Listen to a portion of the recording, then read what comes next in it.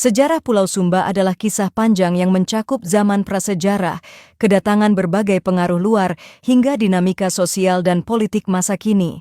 Pulau ini terletak di bagian timur Indonesia, termasuk dalam wilayah Provinsi Nusa Tenggara Timur, NTT. Dengan lanskap perbukitan savana yang khas dan kebudayaan yang kaya, Sumba memiliki sejarah yang unik dibandingkan pulau-pulau lain di Indonesia. Berikut ini adalah sejarah lengkap Pulau Sumba. 1. Zaman prasejarah, awal kehidupan di Pulau Sumba. Pulau Sumba sudah dihuni manusia sejak ribuan tahun yang lalu, terbukti dari temuan arkeologis berupa peralatan batu, gerabah, dan sisa-sisa pemukiman kuno. Penelitian menunjukkan bahwa penghuni awal Sumba berasal dari ras Australomelanesid yang bermigrasi dari daratan Asia melalui Papua dan Kepulauan Sunda Kecil. Mereka hidup sebagai pemburu pengumpul sebelum mengenal sistem pertanian. Bukti keberadaan manusia purba di Sumba juga terlihat dari kuburan megalitik yang tersebar di berbagai wilayah, menunjukkan bahwa masyarakat prasejarah di Sumba sudah memiliki sistem kepercayaan yang kuat terhadap kehidupan setelah mati. Kedua, kedatangan pengaruh Austronesia dan perkembangan budaya sekitar 4.000 tahun yang lalu, datanglah gelombang migrasi dari bangsa Austronesia yang membawa perubahan besar bagi kehidupan masyarakat Sumba. Mereka memperkenalkan teknologi pertanian, sistem sosial berbasis klan, serta bahasa yang menjadi cikal bakal bahasa Sumba saat ini.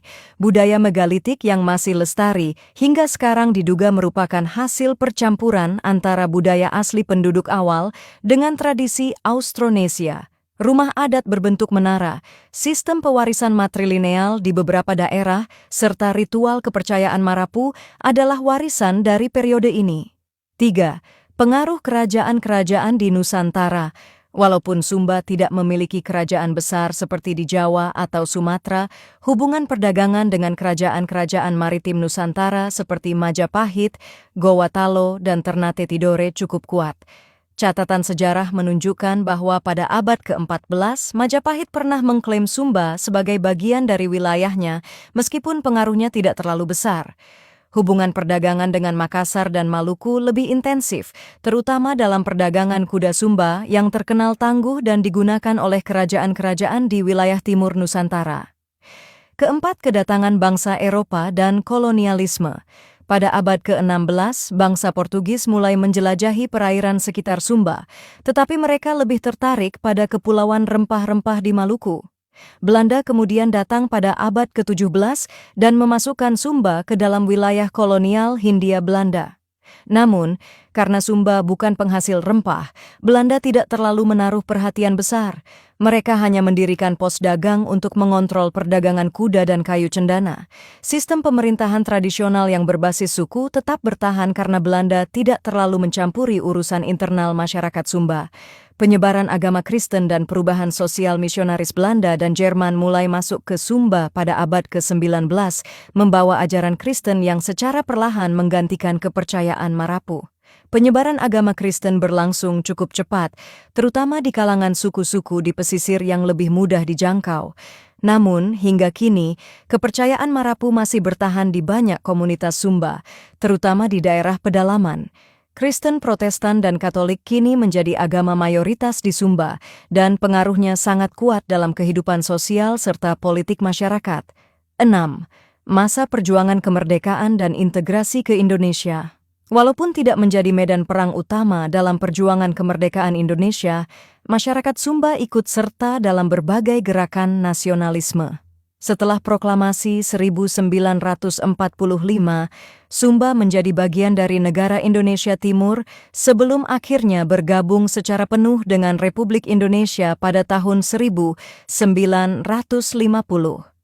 Pemerintah Indonesia mulai membangun infrastruktur dan mengembangkan ekonomi Sumba, meskipun tantangan geografis dan keterbatasan sumber daya membuat kemajuan berlangsung lambat.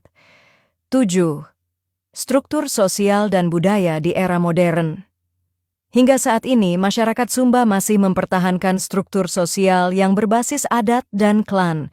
Sistem kepemimpinan tradisional seperti Rato dan Maramba tetap dihormati, meskipun peran mereka semakin berkurang dalam pemerintahan modern.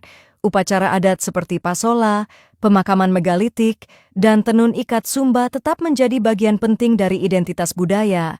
Namun, modernisasi juga membawa tantangan, termasuk pergeseran nilai-nilai tradisional di kalangan generasi muda. 8. Ekonomi dan pariwisata Sumba di era globalisasi dahulu, ekonomi Sumba bertumpu pada pertanian subsisten dan peternakan kuda. Namun, dalam beberapa dekade terakhir, pariwisata mulai berkembang pesat. Keindahan alam Sumba dengan pantai-pantai eksotis, savana luas, serta budaya unik menarik wisatawan domestik dan mancanegara. Pemerintah dan masyarakat setempat mulai mengembangkan ekowisata dan usaha berbasis komunitas untuk meningkatkan kesejahteraan penduduk tanpa merusak tradisi dan lingkungan.